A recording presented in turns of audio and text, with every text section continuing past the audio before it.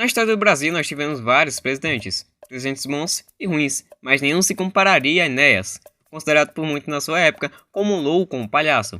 Mas na verdade, Enéas foi o melhor presidente que o Brasil não teve, estando muito à frente do seu tempo. Mas o Brasil e a mídia o taxou como um palhaço, fazendo ele não ter muita credibilidade.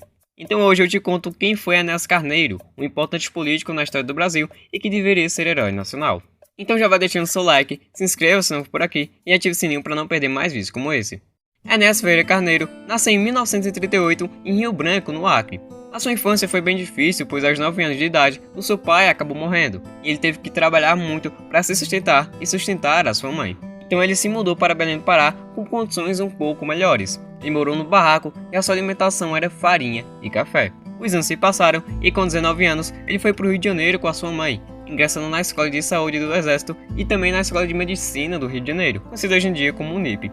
Ele acabou ficando em primeiro lugar nos 2 vestibulares. Em 59, ele virou 3º sargento auxiliar de anestesia, trabalhando no Hospital Central do Exército. O Enéas aqui já tinha melhorado muito de vida se comparado à sua infância, e poderia simplesmente parar por aqui e seguir carreira no Exército. Mas ele não parou de estudar, e em 62, o Enéas ingressou no curso de Matemática e Física na Faculdade de Filosofia e Ciências no estado de Guanabara. E apesar de estar no Exército durante o regime militar, ele nunca concordou com isso. Aliás, o que ele mais gostava no Exército era ordem, disciplina, autoridade e hierarquia. Em 65, ele se formou em Medicina com especialização em Cardiologia. E nesse mesmo ano, ele deixou o Exército após 8 anos de serviço, ganhando até a medalha de Marechal Hermes. Em 68, ele foi licenciado em Matemática e Física, preparando alunos para o vestibular.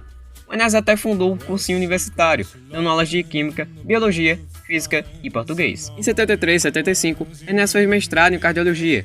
No mesmo ano, ele fez a primeira apresentação do curso, o Eletrocardiograma, que foi um sucesso e foi muito admirado na época. Uma coisa que não podemos negar de fato é que o Enéas era muito inteligente, sendo considerado até como um gênio. Mas isso prova que a mídia influenciou muito para o Enéas ser conhecido na época como um louco ou um palhaço. E acabou que ninguém deu ouvidos ao Enéas. Os anos se passaram e o Enéas ficou bastante conhecido, até que em 89 ele decidiu ingressar na carreira política. Segundo ele, o motivo é que essa mulher falava muito de política e se queixava da situação do país. Então, ouvindo tudo isso, ele tentou mudar alguma coisa, fundando o PRONA, o Partido de Reedificação da Ordem Nacional.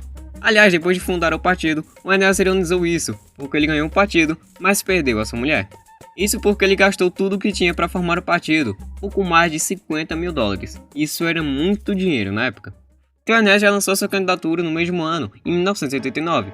E como ele não tinha uma representação no Congresso Nacional, ele tinha apenas 2 exposições diárias na TV, com apenas 15 segundos. E esses 15 segundos que o Enéas tinha eram sempre bem enérgicos, tendo seu clássico bordão no final. Por que só tenho 15 segundos? Porque se com 15 segundos consigo falar com clareza, com 2 minutos e meio eu passaria como um trator por cima desses candidatos tão ruins que mais da metade da população está indecisa. Meu nome é Enéas.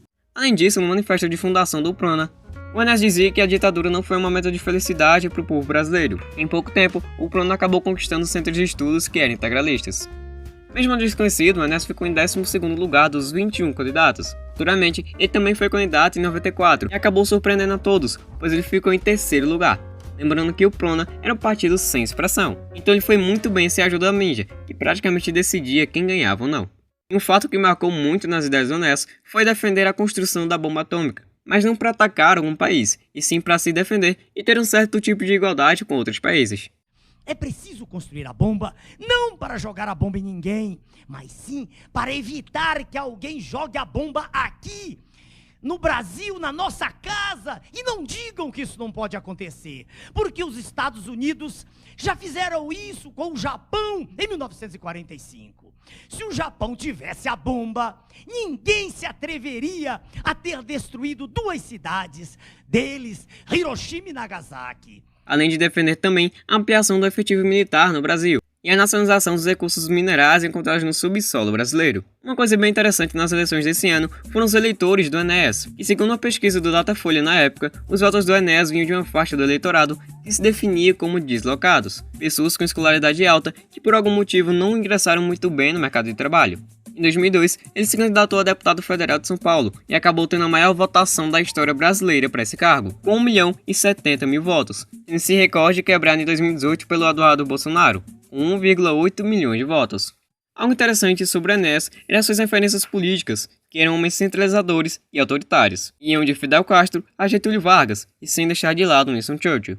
Segundo Enéas, o motivo era por esses homens terem uma personalidade forte e serem corajosos. E apesar de tudo isso, o Enéas sempre defendeu muito uma pauta moral, sendo um nacionalista. Mas em 2006, o Enéas acabou sendo diagnosticado com leucemia, e foi aí que, por conta própria, ele decidiu tirar a sua barba antes de cair por conta da doença. Ele até mudou seu bordão. No tratamento perdi minha barba, mas com a ajuda de Deus estou vivo e voltarei para a Câmara Federal com o prona livre e limpo. Não pertence a essa escumalha que aí está. Por isso eu continuo o mesmo. Sou deputado federal, com barba ou sem barba. Meu nome é Enéas, 5656. No final desse ano, o Enéas desistiu de concorrer a presidente e foi reeleito a deputado federal.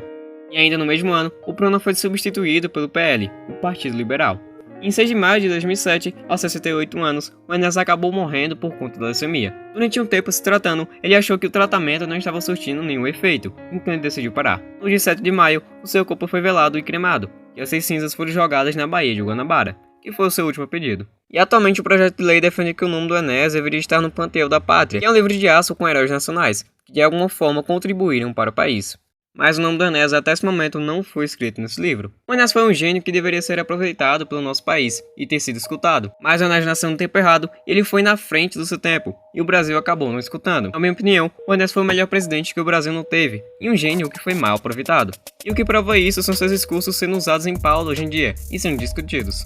Bom, esse foi o vídeo, eu espero que você tenha gostado. E mais uma vez, deixa o like para me apoiar, se inscreva se não for por aqui, e ative o sininho para não perder o próximo vídeo do canal. Aliás, não esquece de me seguir no Instagram.